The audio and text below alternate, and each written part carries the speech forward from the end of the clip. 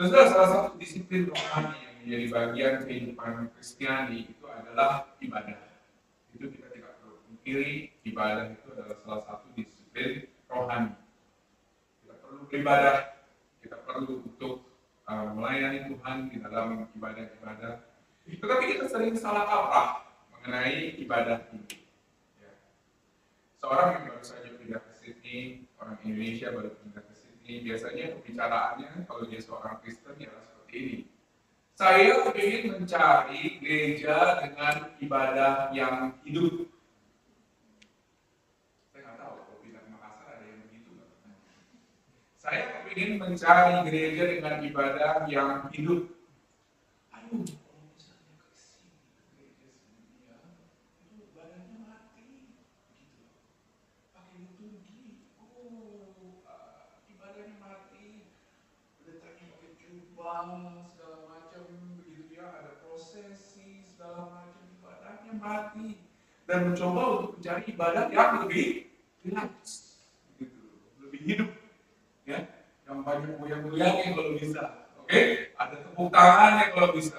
Karena kalau misalnya gereja itu ibadahnya mati, tidak ada roh, tidak hidup mungkin, ya. Dan ada begitu banyak gereja Indonesia yang ada di Sydney, di kota Sydney, saudara sebetulnya kurang lebih dari 50, mungkin 55 pada saat gereja Indonesia yang ada di kota Sydney. Tetapi memang juga jumlahnya banyak. Ada 35.000 orang Indonesia di kota sini. Jadi alasannya ialah biarlah kiranya saya memilih, gitu ya. Seperti saudara pergi ke supermarket, ke Alfamart, ke Indomart, gitu kan. Kalau saudara mau beli sampo kan nggak mungkin hanya satu merek, kan? Betul kan? Saudara bisa pilih mau merek yang apa, dari harganya lah, dari wanginya lah, dan lain sebagainya. Dan demikian juga dengan gereja, terus terang. Banyak orang mencari gereja itu dengan memilih. Karena banyak gereja, terlalu banyak gereja di beberapa tempat di pelosok dunia, yang mana gereja itu saudara harus mungkin nyetir 2 jam begitu untuk pergi ke satu gereja. Dan banyak tempat-tempat di Australia seperti itu. Tapi di kota besar kita lihat banyak pilihan gereja, dan saya bisa memilih gereja mana yang menurut saya hidup, gereja mana yang menurut saya hidup. Tanpa sadar sebetulnya ternyata dalam hidup kita yang dicari oleh Allah itu adalah bukan ibadah yang hidup, tetapi adalah hidup yang beribadah. Beda kan? Beda ya? Antara ibadah hidup dengan hidup yang beribadah. Hidup yang diisi, apa sih sebetulnya hidup beribadah itu? Hidup yang diisi dengan iman, dengan kepercayaan kepada Allah di dalam Tuhan Yesus Kristus yang terlihat jelas dari kehidupan orang yang mengimaninya.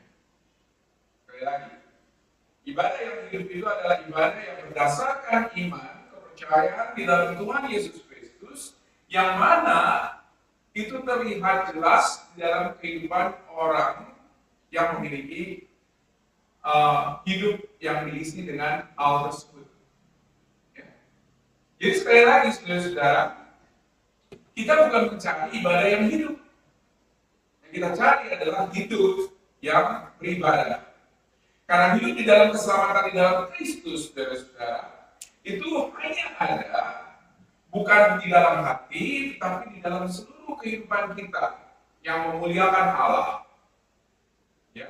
Jadi holistik, kata holistik kalau kita bicara mengenai holistik itu maksudnya ialah kamu bukan hanya percaya kepada iman percaya kamu itu ketika kamu menerima Yesus sebagai Tuhan dan Juru Selamat dan kamu menyimpannya itu di dalam hati, tapi kamu menghidupinya, begitu loh.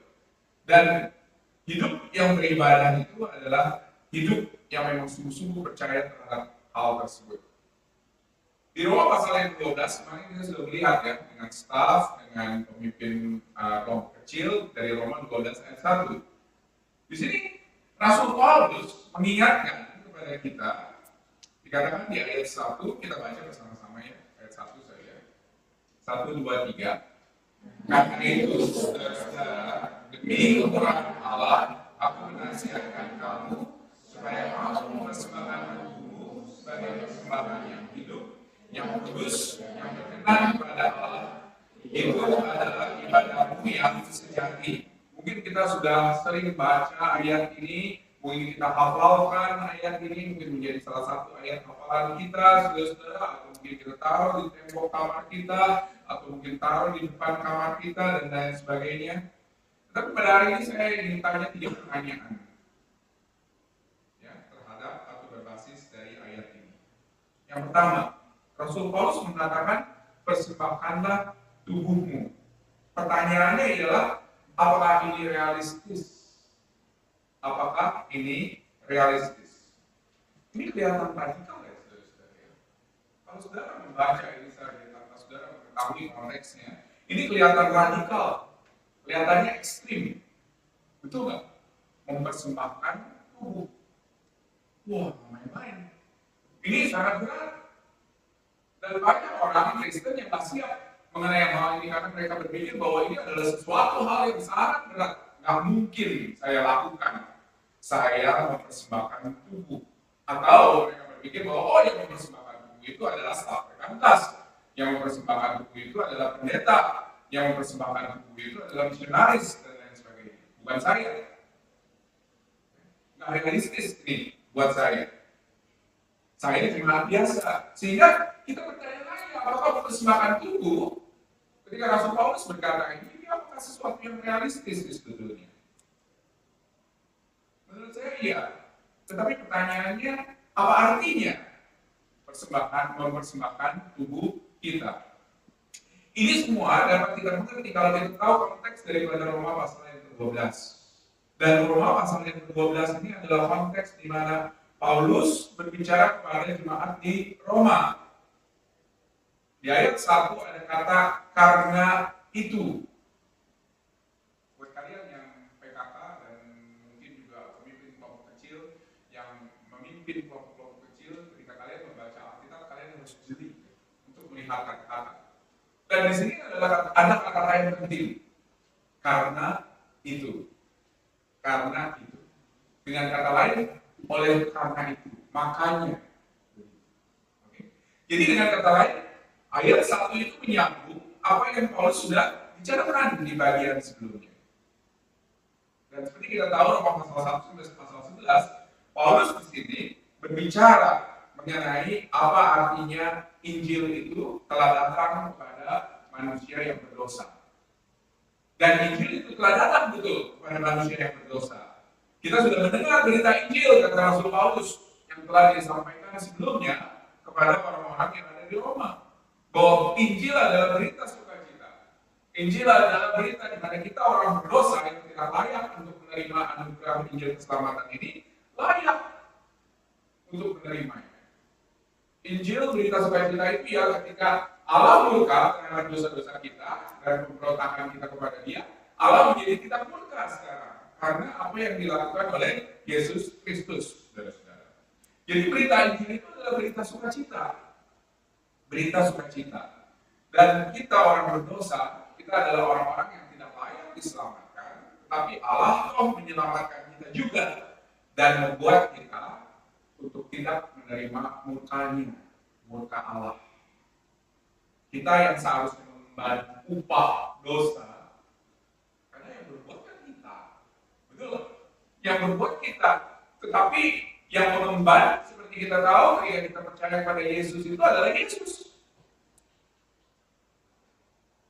Sepertinya gak adil ya, yang dosanya kita, yang mengembannya Dia, tetapi itulah kasih Allah yang Allah berikan kepada kita.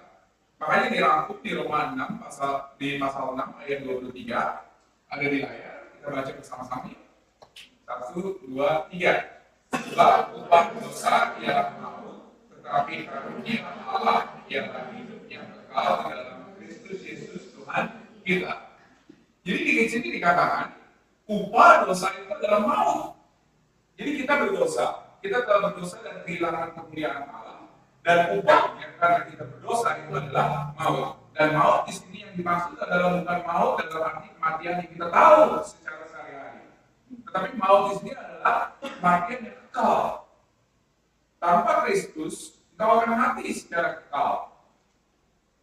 Tapi dengan Kristus, dikatakan dikatakan, tetapi karunia Allah yang diberikan di dalam Tuhan Yesus Kristus itu adalah hidup yang kekal. Dan kita perlu garis bawahi kata tetapi, karena itu memberikan kontrasnya dari apa yang disebutkan sebelumnya dan apa yang dia sebutkan sesudahnya. Dan ini adalah sebuah berita sukacita yang luar biasa, saudara-saudara. Kita adalah orang-orang yang tak layak menerima karunia keselamatan dari Allah dan karunia yang Allah berikan di dalam keselamatan Yesus Kristus, yaitu hidup yang kekal. Tidak ada yang layak satupun, tetapi diberikan juga dengan cuma-cuma. Dan itu yang kita kenal dengan namanya Amazing Grace. Amazing Grace, amat besar anugerahnya. Jadi kita tidak akan bisa mempersembahkan tubuh kita, kembali ke Roma 12, yang kedengarannya sangat ekstrim, kalau kita tidak mengerti apa itu Amazing Grace. Buat orang-orang yang tidak mengerti apa itu Amazing Grace, keselamatan di dalam Tuhan Yesus Kristus, impossible untuk kita mempersembahkan tubuh kita. Impossible, gak mungkin sama sekali kalau kita tidak mengerti Amazing Grace ini. Hanya karena kita mengerti Amazing Grace ini, anugerah Allah yang luar biasa besar ini, dan kita menerimanya, maka Allah telah membuat kita untuk kita mampu untuk mempersembahkan tubuh kita. Jadi, apakah Rasul Paulus realistis di dalam mengatakan persembahkanlah tubuhmu? Oh iya, dia realistis. Karena kita sebagai pengikut Kristus, kita bisa, saudara-saudara, mempersembahkan tubuh kita. Karena apa? Karena semata-mata apa yang Allah telah lakukan bagi kita. Di ayat 1 dikatakan, karena itu. Karena apa? Karena kasih karunia yang besar yang diberikan kepada kita tidak layak, kita terus menerimanya. Semata-mata itu adalah karena kemurahan daripada Allah. Kemurahan daripada Allah. Kita adalah orang-orang yang layak dihukum karena dosa. Tetapi justru Allah begitu murah. Ketika kita merenungkan ini, waktu-waktu menjelang Paskah, sebentar lagi Paskah, kita diingatkan bagaimana Yesus yang tidak bersalah menjadi bersalah.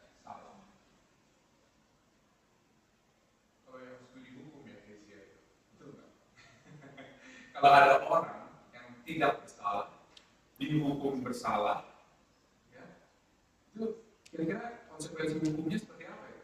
Kalau ternyata ada orang yang masuk penjara, tetapi sebetulnya dia bukan pembunuh, boleh dilepaskan nggak? Boleh, ya, karena memang dia tidak bersalah, begitu. Tetapi Yesus, dia tidak bersalah, tetapi dia tetap dihukum. Ya, itu sesuatu yang adil, tapi dia melakukannya manusia yang berdosa. Itu sesuatu hal yang sangat luar biasa, saudara-saudara.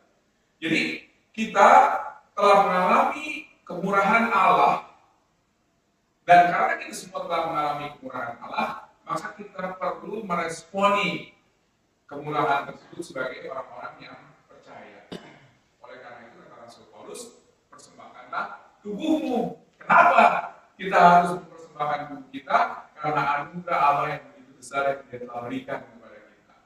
Mempersembahkan tubuh kita itu pada akhirnya nothing dibandingkan dengan apa yang Yesus sudah lakukan buat kita. Ngerti ya maksudnya ya? Jadi ada sesuatu yang jauh lebih besar yang Allah telah lakukan bagi kita, dan karena itulah kita harus mempersembahkan tubuh kita. Semata-mata karena Allah begitu murah, Allah begitu baik. Dia mengirimkan Yesus Kristus, anaknya satu-satunya, untuk mati di atas kayu salib untuk dosa-dosa kita. Oleh karena itu kata Rasul Paulus apa? Persembahkanlah tubuhmu sebagai persembahan yang hidup.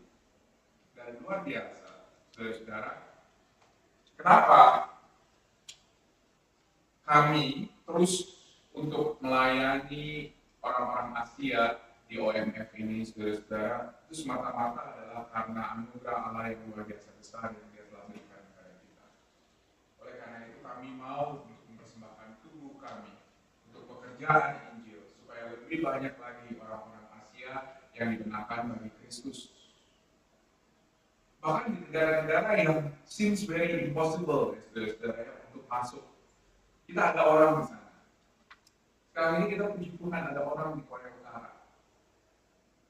Yang mungkin bagi kita semuanya, bagaimana caranya masuk ke sana itu juga kita bingung gitu. Ya. Tetapi kita kirim orang di sana. China yang sekarang ini tertutup kepada pekerjaan misi, pekerjaan Injil, saudara nggak bisa masuk ke sana dan katakan saudara mau menjadi orang, nggak mungkin. Gitu. Saudara langsung diri cek visanya.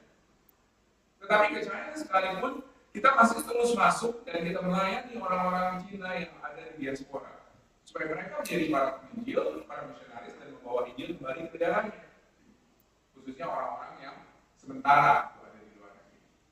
Jadi, saudara-saudara, itu adalah yang dilakukan oleh orang-orang yang ada dan memberikan hidupnya. Dan sekarang yang luar biasa, OMF itu bukan hanya mengirim misionaris, bukan hanya mengirim pendeta, bukan hanya mengirim dosen teologi untuk pergi ke negara-negara itu dan menjadi misionaris. No, OMF itu mengirimkan semua orang dengan segala profesi yang mereka punya, keahlian yang mereka punya untuk mereka pergi ke negara-negara lain dan membawa Injil Yesus Kristus. Mereka tetap masih bekerja sebagai nurse, mereka tetap bekerja sebagai perawat, mereka tetap bekerja sebagai dokter, mereka tetap bekerja sebagai akuntan, tetapi mereka tahu bahwa di dalam hidup mereka, ketika mereka ada di sana, bahwa ada prioritas yang lebih tinggi daripada hanya sekedar cari duit. Prioritasnya itu adalah pemberitaan Injil Tuhan. Dan itu yang terjadi. Yang terjadi ialah justru Allah telah membuka channel tersebut untuk kita bisa masuk ke negara-negara yang sulit karena semata-mata karena profesi. Semata-mata karena profesi. Tempat yang nggak mungkin pendeta masuk. Tempat yang nggak mungkin tenaga misi masuk. Tetapi ketika kamu masuk sebagai tenaga profesional, apalagi punya kualifikasi yang tinggi, maka tidak ada satupun negara yang bisa menolak kamu. Okay. Kami di Australia kami sering melayani kepada dosen alumni dan juga mereka yang mengajar, mereka yang bekerja di kampus. Kami melakukan penginjilan, kami ada Bible study di sana dan lain sebagainya. Dan luar biasa, ada banyak penginjilan terjadi dari dosen kepada mahasiswa yang sedang dibimbing, gitu, atau mungkin dari dosen kepada dosen yang lain dan lain sebagainya. Dan saudara, kita selalu mendorong orang-orang untuk sekali lagi memikirkan bagaimana mereka mendapatkan gelar bukan semata-mata untuk mereka, tetapi mereka mendapatkan gelar untuk pekerjaan Injil. Kita mendorong orang-orang untuk ambil PhD. Supaya apa? Supaya ketika mereka dapat PhD, mereka bisa masuk. Mereka bisa ke China. Mereka bisa ke North Korea bahkan, ke Korea Utara. Mereka pergi ke negara-negara itu semata-mata dengan profesi mereka, tapi mereka sebetulnya sedang membawa berita Injil ke negara-negara tersebut. Oke? Dan itu luar biasa. Allah pakai cara seperti itu, khususnya dengan hire ini, supaya mereka itu bisa membawa efektif, membawa berita Injil. Sekarang ini, kalau saudara, mungkin saudara nggak tahu, karena saudara orang Indonesia ya, maksudnya di Indonesia, nggak pernah berpikir kalau misalnya orang asing itu susahnya setengah mati untuk masuk ke Indonesia. Susah. Visa apa? Begitu loh. Ya, saya sering membantu banyak organisasi misi di Australia, karena ada banyak dari mereka yang kepingin ke Indonesia. Gitu. Saya mencarikan visanya seperti apa, cocoknya seperti apa. Ya. Dan puji Tuhan, ada beberapa channel yang Tuhan buka, gitu loh, untuk mereka masuk ke Indonesia. Salah satunya ialah dengan higher education, university, dengan STT. Ya. Dan luar biasa, saudara, STT pun sekarang itu punya jatah untuk mensponsori orang untuk datang ke Indonesia dan untuk mengajar. Tetapi sebetulnya pekerjaan yang utama itu bukan mengajar, tapi ialah untuk menjadi pekerja Injil di lapangan. Luar biasa, saudara. Kalau saudara ingin dengar cerita lagi dari saya, ada begitu banyak cerita di mana kita melihat sekali lagi cara Allah yang luar biasa untuk membawa orang-orang untuk membawa mereka keluar negeri dan masuk ke negara-negara yang sulit hanya karena mereka punya kualifikasi. Ya. Jadi, saudara, kalau misalnya saudara punya kualifikasi dan saudara memang punya sesuatu yang saudara bisa pakai untuk saudara bisa masuk ke negara-negara tersebut, pakai itu. Pakai itu. Gak semua orang harus masuk sekolah teologi kok. Gak semua orang harus menjadi pendeta. Tetapi ketika orang membawa berita Injil itu masuk dengan profesi saudara-saudara, itu akan jauh lebih efektif untuk melayani dan untuk menginjili orang-orang yang ada di lapangan. Kita sekarang di UMF kita sedang mencari, ada nggak orang-orang mungkin S1 yang rela mau untuk menjadi pembantu, untuk dikirim ke Taiwan. Karena kalau saudara lihat ladangnya di Taiwan, the one and only way kita bisa masuk ke sana itu adalah dengan menjadi pembantu lagi, gitu loh. Oke? Tetapi ada nggak kalau Yesus sudah membasuh kaki kita gitu ya, dan mati di atas kayu salib, itu kan pengorbanan yang luar biasa kan, betul kan? Nah saudara, tapi ini nggak kayak pengorbanan Yesus kok, maksudnya ini cuma jadi pembantu kok. Tetapi saudara rela untuk menjadi pembantu, tetapi dengan sebuah tujuan untuk membawa berita Injil kepada pembantu-pembantu Indonesia yang ada di Taiwan. Kenapa tidak? Begitu. Kalau saudara mau merendahkan diri di situ, tolong bicara sama saya. Karena saya tidak cari orang-orang tersebut. Jadi sekali lagi kita melihat sesuatu yang sangat luar biasa yang dilakukan oleh orang-orang yang sudah percaya kepada Kristus, yang mau mempersembahkan hidup mereka. Hudson Taylor itu adalah pendiri OMF yang kurang lebih 160-170 tahun yang lalu pergi dari Inggris ke China. Jadi dia pertama kali pergi ke China. Dan di China dia ganti baju, rambutnya panjang, dikepang, dan dia menjadi orang satu-satunya kali mungkin yang hidungnya mancung, yang badannya tinggi, ya, yang badannya cukup tinggi, saudara-saudara, dan dia ada di sana sampai dia mati. Gitu. Dia adalah seseorang yang saya yakin telah mempersembahkan tubuhnya. Tetapi bagaimana dia mungkin mempersembahkan tubuhnya? Hanya pertama-tama karena dia tahu siapa Yesus di dalam kehidupannya dan apa yang Yesus telah lakukan bagi dia di dalam kehidupannya. Oleh karena itu, dasar ini adalah dasar yang penting. Jangan saudara bilang, saya mau mempersembahkan hidup saya, tapi kalau saudara nggak kenal siapa Yesus sebagai Tuhan dan Juru Selamatmu, saudara penting untuk harus mengetahui hal tersebut, karena itu adalah hal yang sangat mendasar. Jadi sesuatu yang kelihatannya ekstrim, yang kelihatannya radikal, mempersembahkan tubuh ini, sebetulnya ini adalah sebuah buah dari apa yang telah kita terima di dalam Tuhan Yesus Kristus. Ketika kita telah menerima anugerah keselamatan ini, maka buahnya itu adalah dengan kita mempersembahkan tubuh kita. Dan luar biasa, Paulus menggunakan bahasa perjanjian lama di sini. Mempersembahkan. Ya.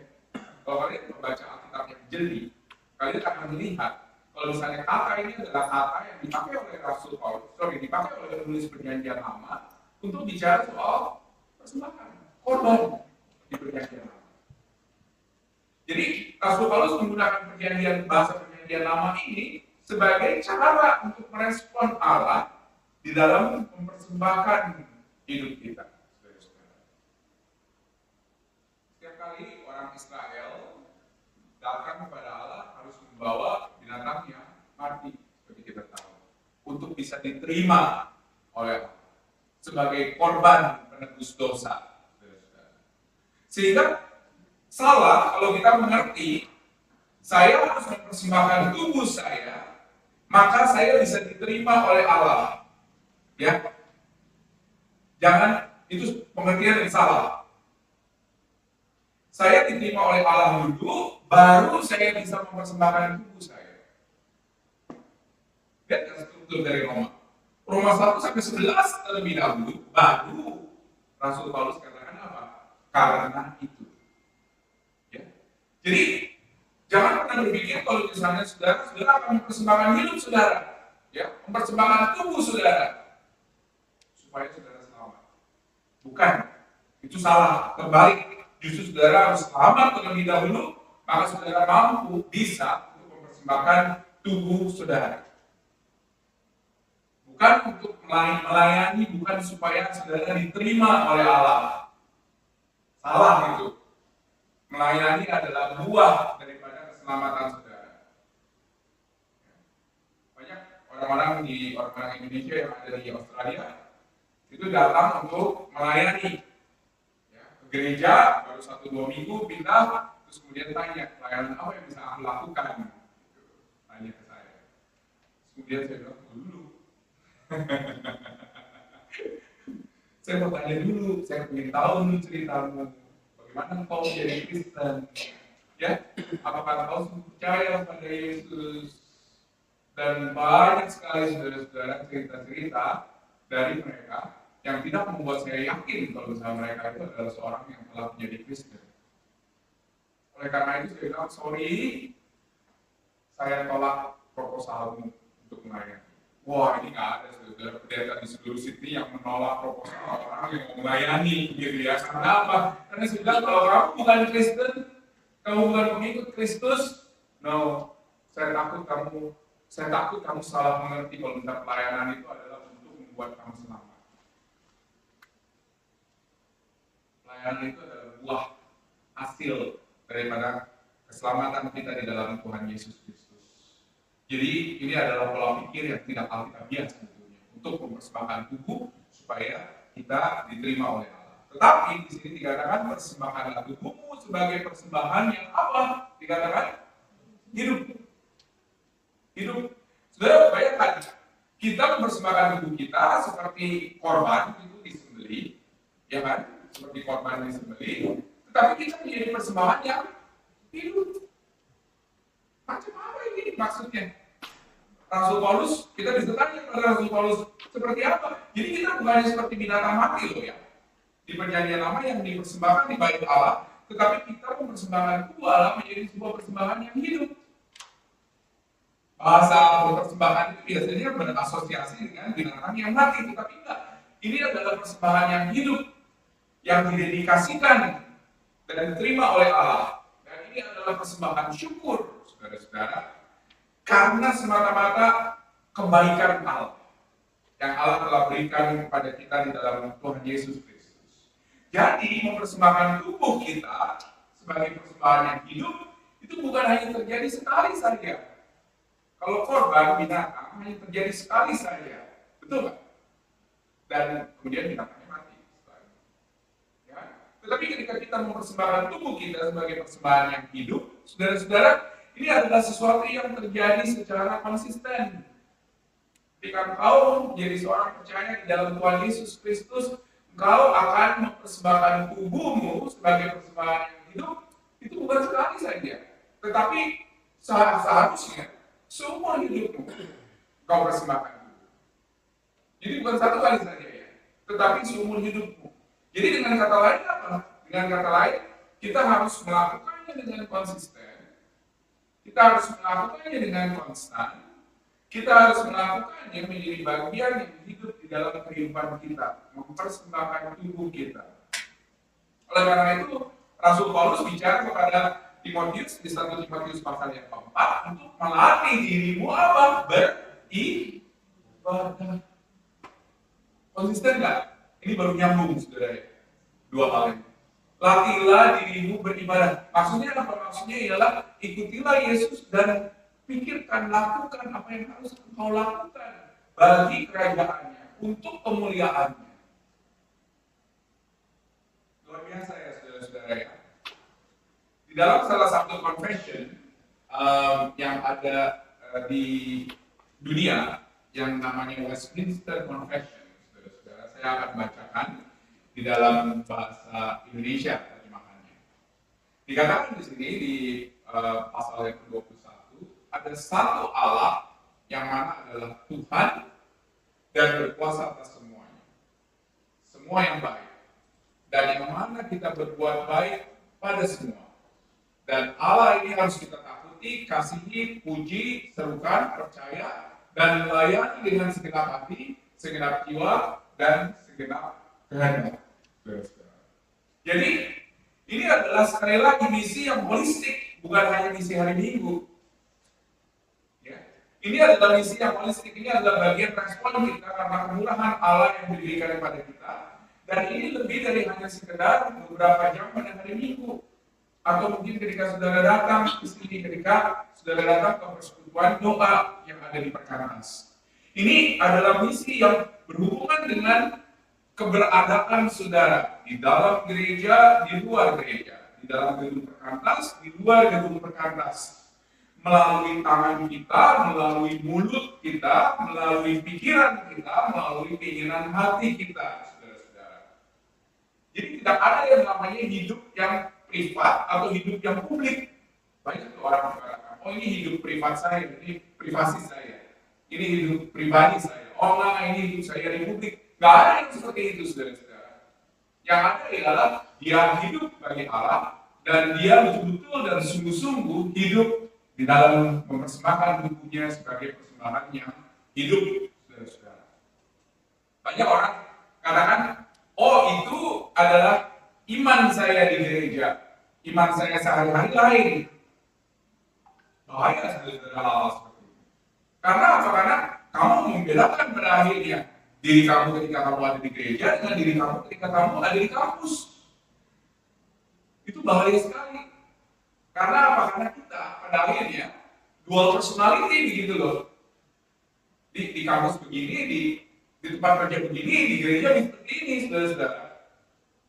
Dan sayangnya begitu banyak orang Kristen seperti demikian. Oleh karena itu, saudara-saudara, kita dipanggil sekali lagi dengan mulut kita, dengan pikiran kita, dengan tangan kita, dengan keinginan hati kita untuk kita mempersembahkan semuanya untuk sebagai persembahan yang hidup, saudara-saudara. Jadi nggak ada yang namanya ini adalah hidup rohani dan hidup jasmani. Nggak ada yang namanya gereja dan dunia. Yang ada adalah persembahkan tubuhmu 24/7, 7 days a week, 365 hari dalam setahun dan seterusnya, saudara-saudara. Dan ini bicara semua aspek hidupmu, luar dan dalam. Ketika engkau sendiri, ketika engkau bersama dengan orang lain. Ketika engkau ada di dalam privasimu, atau ketika engkau ada di tempat lain. Ketika engkau misalnya ada bersama-sama dengan teman-teman Kristen atau dengan teman-teman yang non-Kristen. Ya. Dan ini perlu kita lakukan secara serius sebagai pengikut-pengikut Kristus. Jangan sampai kita menjadi pengikut Kristus yang cuma hari Minggu dan menjadi, saya nggak tahu pengikut apa itu sisa hari ini. Mungkin pengikut setan, saya nggak tahu. Saudara-saudara. Kalau saudara mempunyai ilah-ilah yang pada akhirnya bukan adalah Allah yang hidup, mengerikan, saudara-saudara. Kata Rasul Paulus, persembahkanlah tubuhmu sebagai persembahan yang hidup. Ini adalah karena kemurahan Allah. Oleh karena itu, saudara-saudara, kita harus melakukan segala sesuatu karena semata-mata kemurahan Allah. Melayani karena kemurahan Allah. Memimpin kakak karena kemurahan Allah. Bekerja karena kemurahan Allah. Begitu loh. Berkhotbah itu semuanya adalah karena kemurahan Allah. Ketika saudara berhubungan dengan keluarga, dengan anak, dengan istri, dengan suami, dengan orang-orang yang ada di tempat kerja, itu adalah semata-mata karena kemurahan Allah. Oleh karena itu, mari kita lakukan semuanya itu. Ibadah yang sejati itu hanya karena Allah itu adalah Allah yang telah murah kepada kita. Ya. Allah yang telah murah kepada kita. Saudara, begitu banyak orang di seluruh dunia ini melakukan perbuatan baik. Betul kan? Ya. Dan bahkan ada begitu banyak orang non-Kristen yang lebih baik daripada orang Kristen. Itu sesuatu yang umum, saudara-saudara. Sesuatu yang umum. Kita harus malu terhadap hal tersebut. Lalu apa bedanya orang Kristen yang percaya kepada Kristus yang berbuat baik? Buat orang-orang yang non-Kristen yang berbuat baik, mereka berbuat baik supaya mereka itu mendapatkan keselamatan. Tetapi buat orang-orang Kristen, berbuat baik itu adalah buah daripada keselamatan yang mereka telah terima. Jadi dengan kata lain, saudara-saudara, ketika saudara ada di tempat pekerjaan, ketika saudara ada di kampus, ketika saudara ada di dalam keluarga, saudara itu nggak perlu berbeda. Saudara harus sama. Karena saudara telah dibayar oleh Allah di dalam Tuhan Yesus Kristus, saudara telah ditebus dosanya oleh Kristus, dan saudara mempersembahkan sekarang tubuh saudara 24/7, konstan, konsisten terus berikan kepada Allah sebagai persembahan yang hidup, saudara-saudara. Saudara-saudara, pertanyaan yang kedua, ya maaf yang pertanyaan pertama jadi panjang. Pertanyaan yang kedua adalah bagaimana caranya saya mempersembahkan tubuh saya. Perhatikan ayatnya yang kedua. Di Roma 12 ayatnya yang kedua. Mari kita baca bersama-sama. 1, 2, 3. Janganlah kamu menjadi serupa dengan dunia ini, tetapi berubahlah oleh pembaruan budimu, sehingga kamu dapat membedakan manakah kehendak Allah, apa yang baik, yang berkenan kepada Allah, dan yang sempurna. Jadi kata Rasul Paulus begini, seperti persembahan yang ada di dalam perjanjian lama yang harus dimatikan terlebih dahulu, ya. Dulu binatang kan sebelum dipersembahkan kan harus disembelih dulu kan, disembelih baru dibakar begitu. Yang harus dimatikan pada saat ini itu ialah keinginan kita, keinginan daging kita, keinginan daging kita. Dia katakan janganlah kamu menjadi serupa dengan dunia ini, tapi berubahlah oleh pembaruan budi. Jadi kita harus mematikan terlebih dahulu, seperti binatang dulu harus dimatikan. Kita harus matikan keinginan kita, saudara-saudara.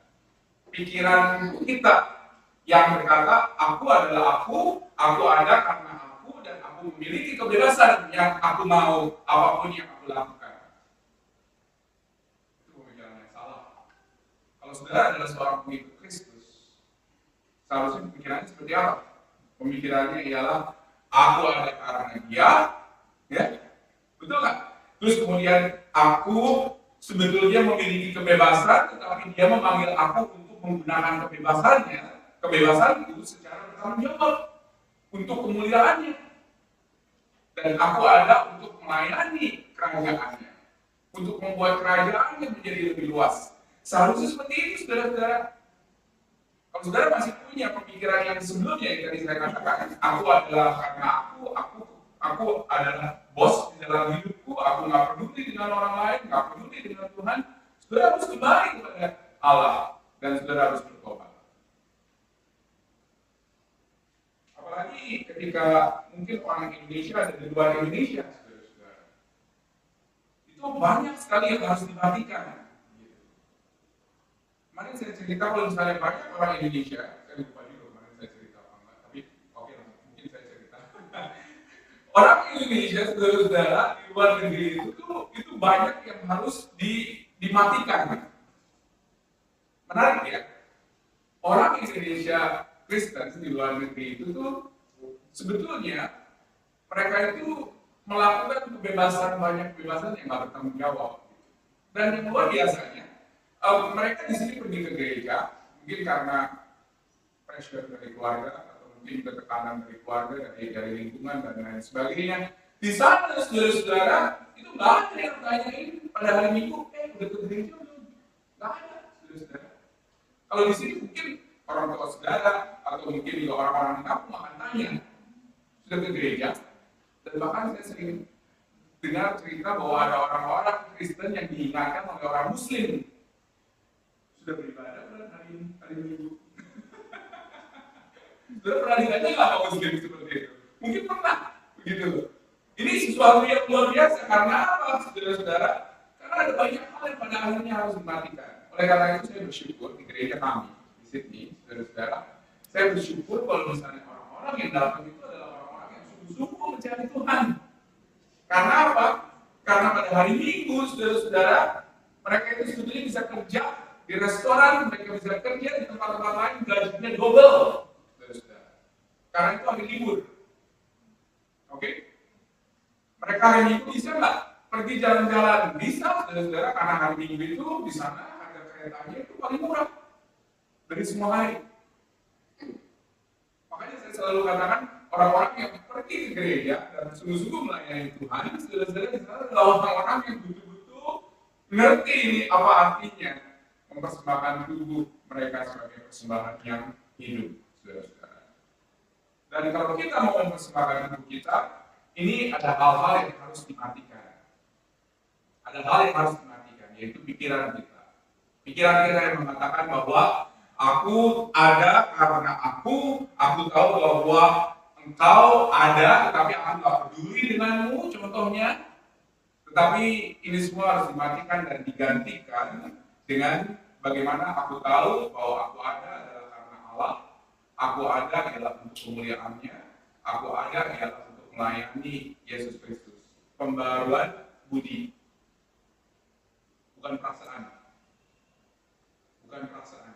Jadi Kristen itu bukan karena perasaan, tetapi karena apa? Karena pembaruan budi, perubahan pola pikir, saudara-saudara. Dan itu adalah sesuatu yang Paulus maksudkan di sini. Paulus katakan apa? Paulus katakan ini semuanya adalah pengorbanan. Jadi jelas bahwa persembahan ini adalah persembahan yang kita berikan, saudara-saudara, semata-mata karena kita telah ditebus dan kita mempersembahkan tubuh kita ini sebagai persembahan yang hidup.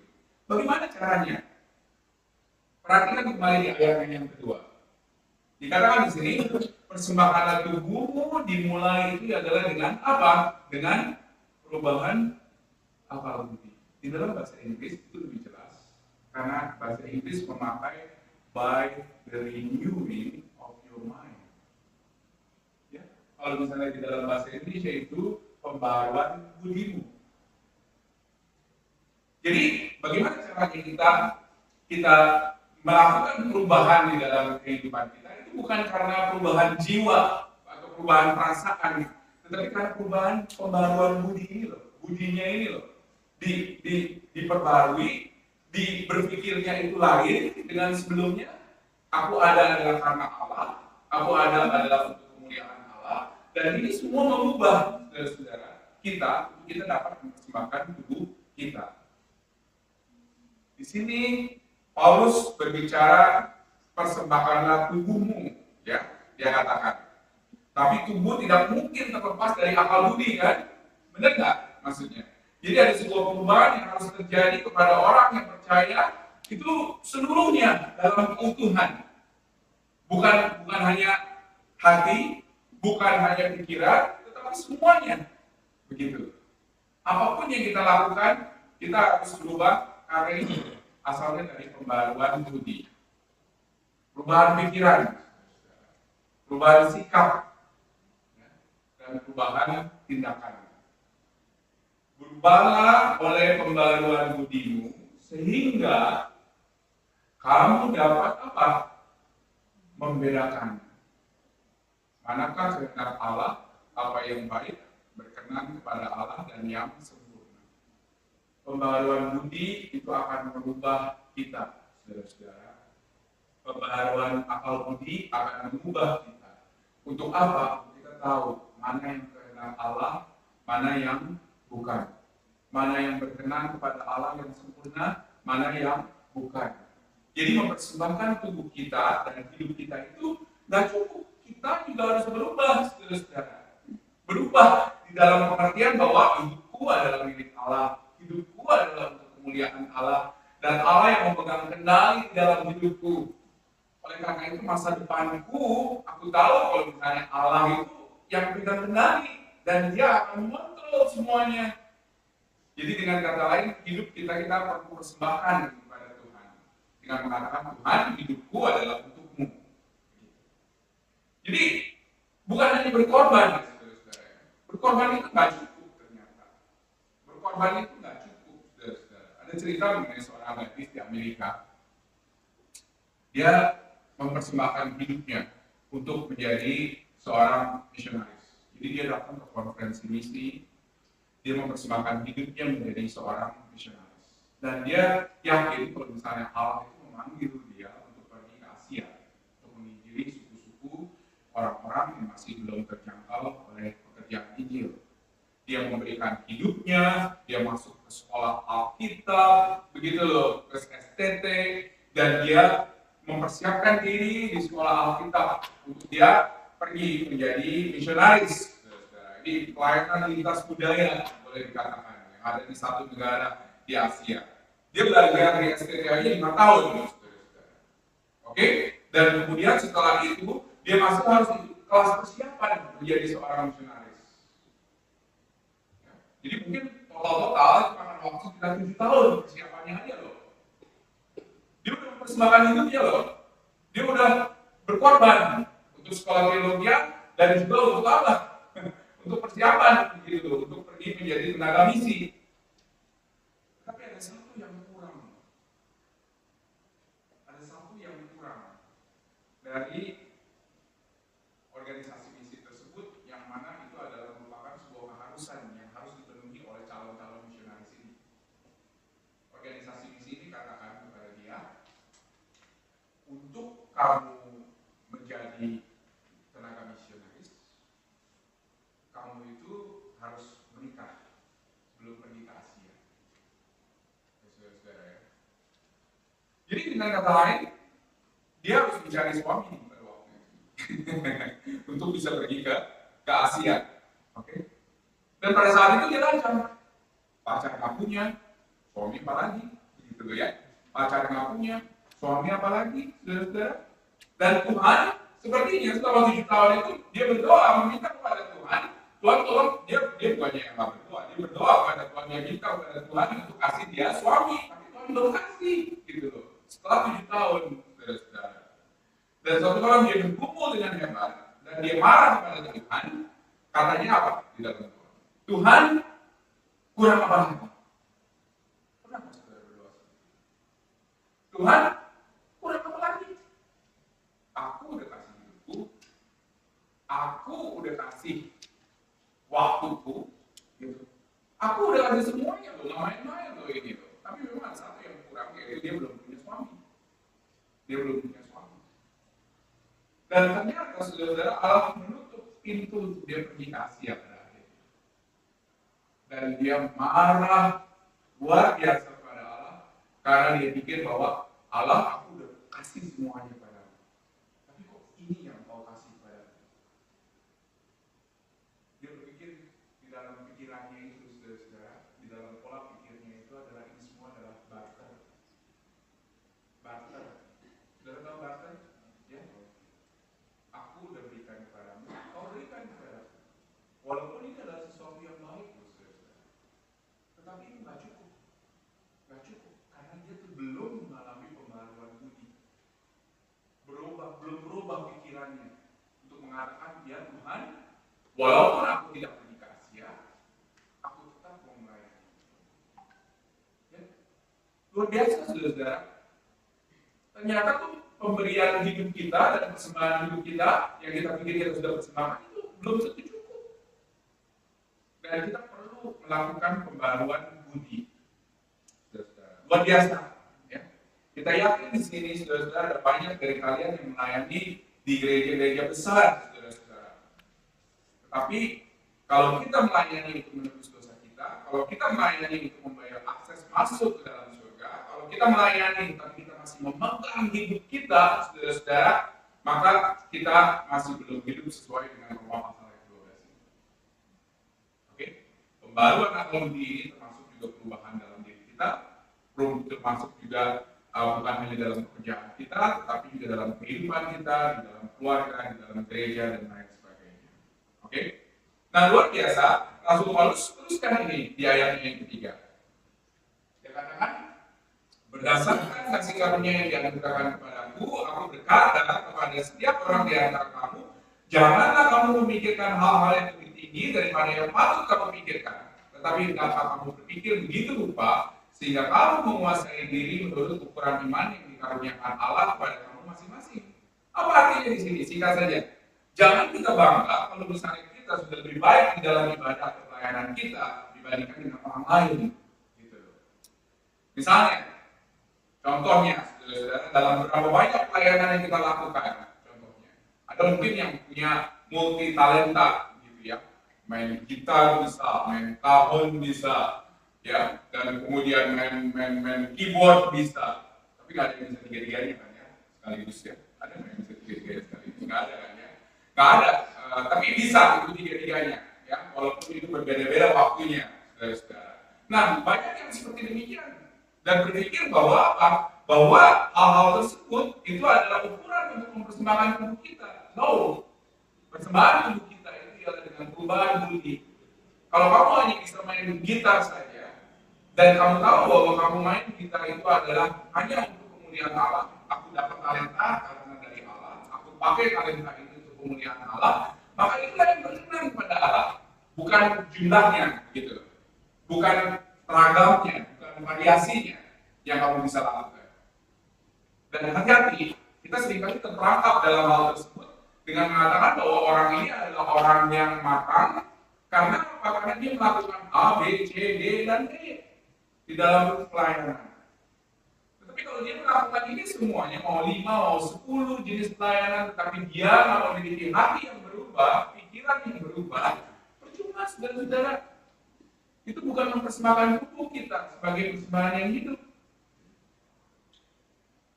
Saudara, saya banyak bicara mengenai hal-hal ini. Karena apa? Karena di ayat setelah bagian ini kita melihat satu bagian bagaimana saudara-saudara kita bisa melakukan ini semuanya adalah karena banyak anggota tubuh Kristus yang berbeda-beda. Contohnya ayat 4 dan ayat 5 dan kemudian ayat 7 sampai ayat 8. Kita dengan kata lain memerlukan orang lain dalam kita melayani bersama-sama.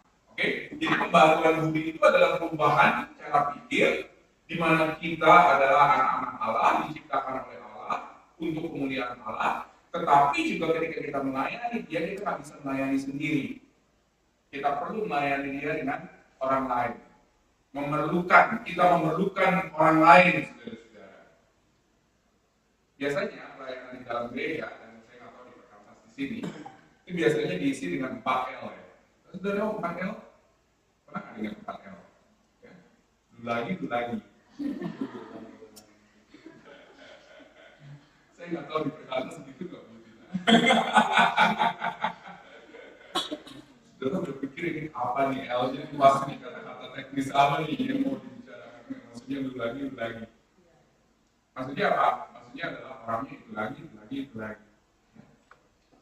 Sedih, saudara. Ya, sedih. Karena apa? Karena ada beberapa hal di situ. Yang pertama, saudara bikin orang-orang tersebut yang itu lagi menjadi burn out pada suatu ketika. Ya, karena apa? Karena capek, karena lelah, karena ada yang gantikan.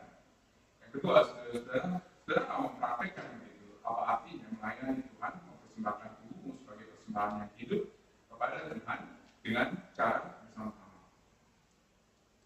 Nggak ada saudara single fighter Christian. Nggak ada. Yang ada adalah kita berperang bersama-sama dengan orang-orang yang Tuhan percayakan kepada kita. Bagi saudara adalah kelompok kecil. Bagi saudara adalah persekutuan doa. Bagi saudara mungkin adalah kelompok staff di perkantas di sini. Tetapi siapapun itu, saudara-saudara, Allah mempercayakan orang-orang yang berbeda-beda untuk saudara bisa bersama-sama nih mempersembahkan tubuh saudara sebagai persembahan yang kudus, yang hidup, yang kudus dan yang berkenan kepada Allah. Dan luar biasa ketika saudara hidup di dalam komunitas itulah yang akan membentuk saudara. Ya, yang akan mengingatkan saudara, yang akan mendorong saudara ketika saudara mulai malas. Yang akan terus mengingatkan saudara bahwa apa? Keselamatan kita sudah diberikan, maka kita perlu untuk memberikan hidup kita sebagai persembahan yang hidup, yang kudus, dan yang berkenan kepada Allah. Rata-rata tim di gereja pelayanan itu jumlahnya hanya 10% dari jumlah jemaat. Saya nggak tahu benar apa enggak, tapi rata-rata seperti itu. Mungkin beda di sini. Tetapi kalau misalnya 10% itu, saudara-saudara, ya, kita bisa naikkan menjadi 25%. Itu sesuatu hal yang luar biasa menurut saya. Itu akan memberikan impact yang luar biasa besar. Apalagi kalau misalnya kita bisa 50%. Kami di Sydney, kami mencoba untuk membuat semua orang ikut melayani. Memang kami nggak besar,